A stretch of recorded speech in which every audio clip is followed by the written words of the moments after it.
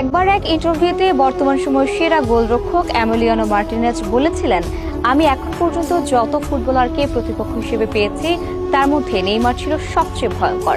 তার বিরুদ্ধে খেলা কখনোই সহজ না। 2021 কোপা আমেরিকার ফাইনালে সে বারবার আমাকে চ্যালেঞ্জে ফেলে দিয়েছিল। এখান থেকে বোঝা যায় নেইমারের প্রভাব, একজন নেইমারের ক্ষমতা। জীবন মানুষকে অনেক কিছু দেয়, পূর্ণতা কিংবা শূন্যতা, সব দিক থেকেই সবার ভাগ্যে থাকে।